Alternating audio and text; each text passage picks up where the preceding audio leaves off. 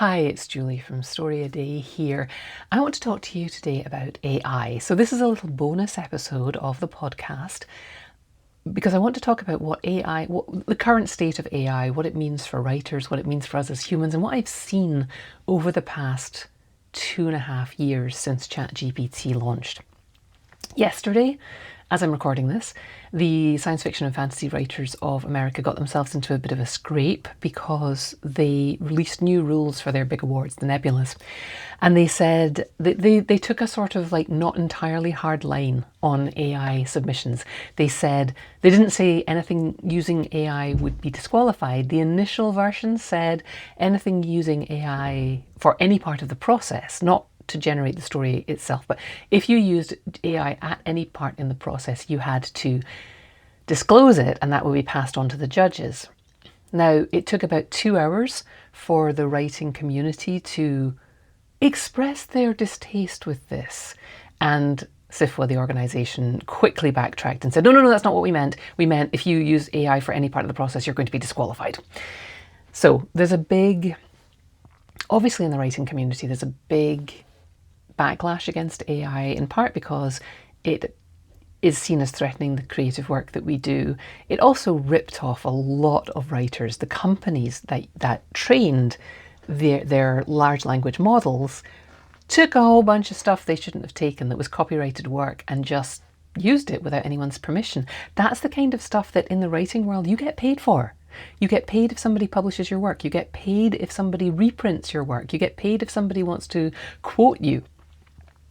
So these big tech bros just went, oh, we'll just take it and use it. And understandably, writers who rely on these payments for their income, their living, and not everyone is full-time, but everyone should get paid for their work, especially if it's published and copyrighted and all of that. So understandably, writers are very, very twitchy about anything to do with AI.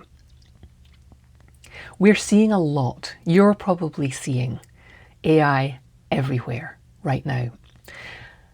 I've been following this extremely closely since 2022, since before ChatGPT came out, but right when the GPT-3 model that enabled ChatGPT to be a thing was about to be released. I've been following this very closely, and I've been running a writing community, been running the Story a Day challenge since 2010, been running a close writing community since 2018, and when I started that part of Story a Day, I needed to learn how to run a business. So I joined some business groups, some pretty high-flying entrepreneurial business groups. I was in rooms with people who were routinely earning hundreds of thousands from their businesses every year, $1 million from their business every year, multiple millions from their business every year. So right when ChatGPT launched, I was in rooms with people who were A, very experienced in business, B, selling things, and C, able to make quick, nimble moves in their businesses. They were able to pivot. So people who were running their own courses, coaching groups, doing extremely experienced marketing, saw ChatGPT and went, oh wow. Because although it wasn't brilliant at first and it had flaws and it came up with ridiculous answers sometimes, these people saw that it was going to get better, and it was going to get better exponentially quickly. I'm not sure that's a real phrase, but they could see what was coming. And so they immediately jumped on it, and they started saying things like, take my course now with AI, or, we'll teach you how to write AI prompts for your marketing business, or we've got custom prompts and custom GPTs for you. And they were able to do that very, very quickly because they were small, nimble businesses. So in 2023, I was watching this happen from inside, like from behind the scenes. And what I heard from these people who were running extremely successful businesses and who saw that their coaching and their courses and all of these things could really easily be replaced by AI. Because you can go to ChatGPT and you can say, make me a training plan for how to lose 10 pounds this week. And it will come up with something plausible. Make me a training plan so that I can bench or I can deadlift 50 kilograms by Christmas. It will come up with something that is fine, good, anything you could get from a mediocre trainer. So these people saw their businesses were being threatened and they jumped in quickly, put AI in everything. And what they reported back was through these studies that they real world studies they were doing, where they were running ads on Instagram and they were running ads on Facebook and Google Ads.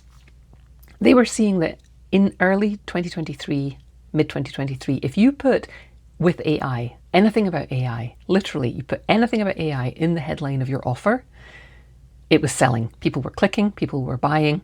It was because everybody was panicking. Nobody knew what this meant.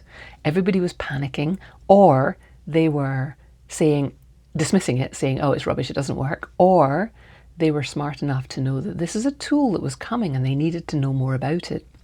So 2 years ago, I was seeing this trend in the small entrepreneurial world where everything had AI in the title. Now, it's taken the big businesses like Microsoft and Google and all of the other software as a service platforms that you use, every piece of software that you use in the last few months has suddenly rolled out an update with an AI, whether you want it or not, because it's taken them those years. Because they're big, right? They're big ships. They are aircraft carriers. You don't turn an aircraft carrier the way that my friends in the entrepreneurial world were turning their America's Cup yachts, schooners, whatever they sail in the America's Cup. Anyway, you can't turn a big boat quickly. You can't turn a big business quickly.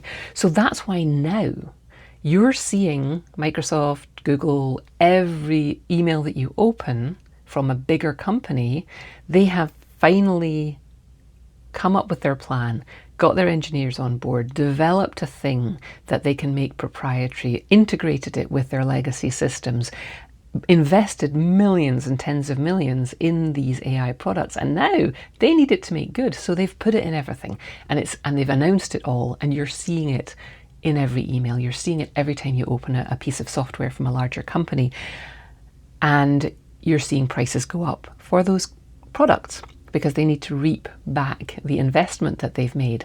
Whereas I've been through this cycle in the entrepreneurial world, and what I saw was that this was all that anyone talked about for about a year. And what people in those businesses quickly saw was that their clients, their members, their coaching clients, their people who were buying their courses were like, yeah, AI, that's interesting, it's fine, it can be helpful, it's a kind of helpful tool sometimes, but what they really wanted was human interaction.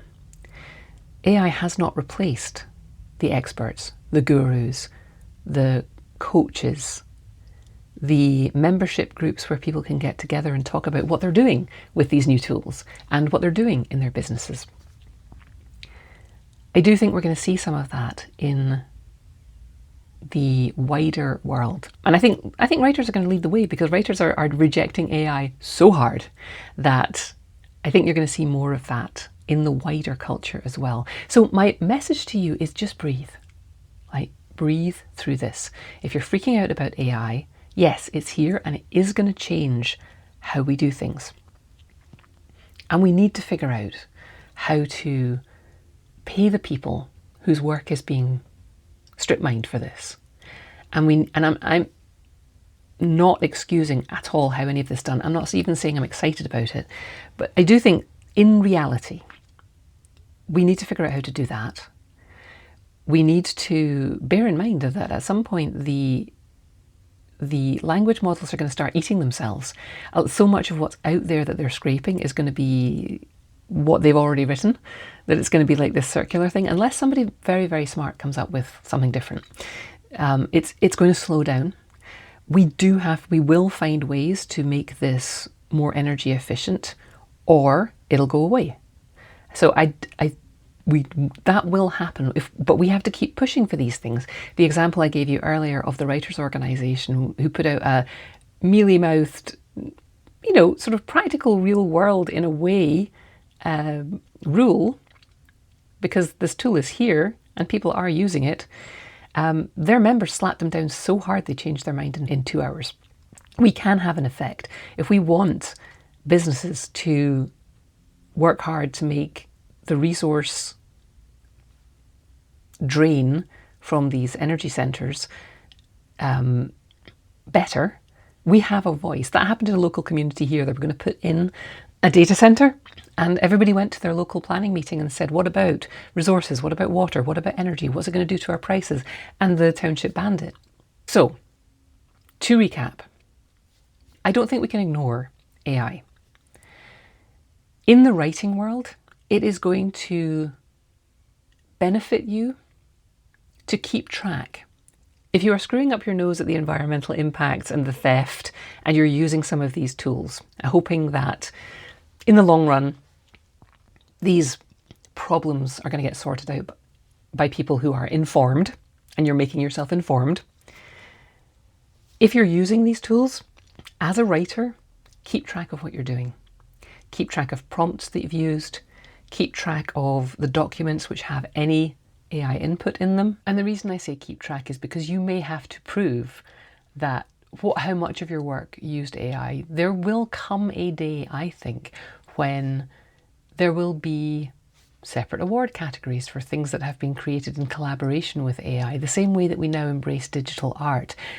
Things are going to evolve, but it's not going to happen today.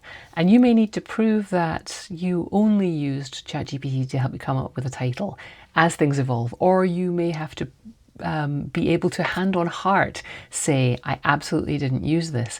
And if you have used AI at all, it's going to be hard to remember what you used it for and what you didn't use it for. So just as if you were researching a college essay, keep track of what you're doing. Note your sources, keep documentation of what you're doing so that you can either honestly promise that you haven't used AI or show to what extent you did. I think as we move forward, that's going to become important. I would encourage you not just to close your eyes and say AI is evil and these companies are evil and I don't want anything to do with them, because I think we have to be informed. We have to push back on the things that are evil. And I think about when calculators came in to math and physics classrooms. So I had teachers in the 80s who were just like, no, you can't have calculators. My kids had teachers who said, you need to buy your child a $100 graphing calculator so that they can do these much more advanced math problems than you ever saw in your life. Something like that's going to happen with AI.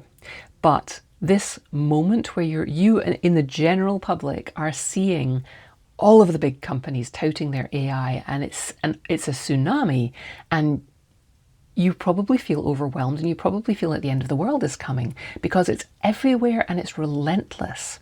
But this is them doing what the nimble small business entrepreneurial world did 2.5 years ago. They launched everything to see what worked, and then they scaled back. Those groups that I was talking about, they still have human coaches. They have built tools that incorporate AI elements for their members to use, but people crave human interaction. One of the other groups I was in the last couple of years was run by a very smart psychologist, and she predicted this. People are never going to not want human interaction. And I think there's a big opportunity for people like you who've been working on your writing and your creativity. If you can keep hope alive and weather this big wave of AI nonsense coming your way, and keep an eye on it, but keep doing what you do, because AI is going to get better at writing, but it's never ever going to have that spark of originality that you have. Yes, there will be pulp novels out there spat out by AI, and some people will be fine mindlessly reading through those. But I think from a creation point of view, it's going to be really clear when something has been written by a human with unique human experiences, unique human perspective. And I don't think we need to hold ourselves to the same standard that maybe creeps into our head, where I need to write a Booker Prize winning level of literature to be doing anything worthwhile. No, you need to be writing something that is unique, that is entertaining, that is human, and that is imperfectly human. And as long as you can keep writing, as long as you can keep finishing projects, as long as you can keep sharing projects, you will be ahead of the game. The same way that my entrepreneur friends are ahead of the game because they're not freaking out about AI anymore. They've seen what happened. They've seen, yep, everybody was buying stuff with AI in the title 2 years ago, and they're not anymore. There's kind of a backlash. And I can't kill all of my programs that have human interaction in them because that's what people want. That's what people are buying. They're showing up for live events. They're showing up for things where they can get in rooms with other people, whether it's virtual or in person. That's what's actually selling at the moment. And that's going to come in our world too. People crave connection. And no matter how good AI gets at simulating the perfect story structure, no matter how good it gets at aping realistic conversations, it's never going to have that quirky thing that you have that is out there. You know, a lot of people in my group write stories and they're like, I have no idea who wants to read this because it's so weird and I write these weird little stories and I don't know where my novel is going to fit on the shelf. I think your day is coming, my friends. Because those are the stories that no AI would write. Because not only are you coming up with weird ideas, which AI can do, you know how to relate them to other humans. That's the part of your craft that you want to work on. Don't worry about making your ideas normal or what you think a best-selling thing is or chasing a trend, because AI can do that. And the AI slot books will do that. Your job is to figure out the craft of putting that story together in a compelling way so that when people are craving something human, your stories are the ones that they're going to gravitate to. All of this upheaval right now is going to settle down. It's going to shake out. I don't exactly know how it's going to shake out. It could go really badly. And then we could be heading into one of those dystopian futures that we've all seen the movies of and read the books of. But I have hope that enough of us are paying attention and enough of us are invested in our future and our kids' futures and our grandnieces' futures that we're not going to stand for allowing people to wreck our society completely. And when things calm down, I want you to be one of the people who has kept their head, who has kept producing, who has kept working on their own skills, eyes on your own page. Because we're going to need stories that reflect the current moment. We're going to need stories that have nothing to do with the current moment. We're going to need stories that have universal truths about humanity and how we act and how we think and how we're weird and how we're connected. So, creatives, writers, artists, things are changing. We need to stay alert. We need to push back. But most of all, we need to keep our eyes on our creative work. We need to keep our energy in our creative work. We need to keep building our skills, building our connections with other people who are creating and creative. And we need to keep telling our weird stories, painting our weird paintings, creating our weird craft projects, because those are the things that keep not just us human, but keep us connected. And there's a hunger out there for it. You are important. No matter how many people eventually read your work, it's important. And that's my perspective, not from a Pollyanna-ish point of view, but from having been behind the curtain of lots of businesses at the beginning of this AI trend and watching very closely as it rolled out through the writing community, through the lawsuits, through the submission guidelines, and the collapse of NaNoWriMo, who handled their approach to AI clumsily.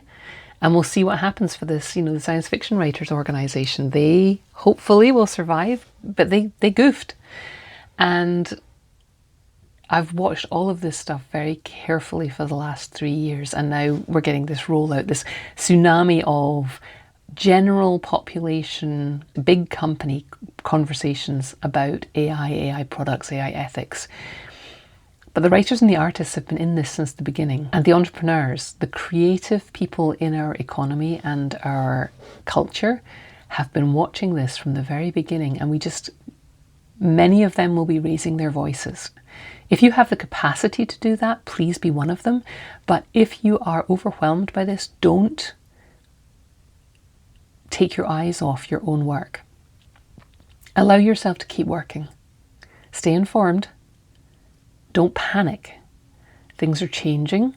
Things are always changing. The publishing industry has been changing for the 30 years I've been in it. And before that. And we need smart people writing stories, because the stories keep coming, the books keep getting published, the people keep reading, the adaptations keep happening, movies come out, plays come out. There's a moral imperative, I think, in us continuing to do the work that keeps us human, especially right now. We're in this together. I hope you have people around you to talk to about this who aren't all doom and gloom and who are proactive. And I hope this has helped give you some perspective on what's going on right now. From my perspective as someone who's been following it very closely and who runs a writing community and who's involved in the writing world and the business world, keep your chin up, keep your eyes on your page. Among all the other things you have to do, keep writing.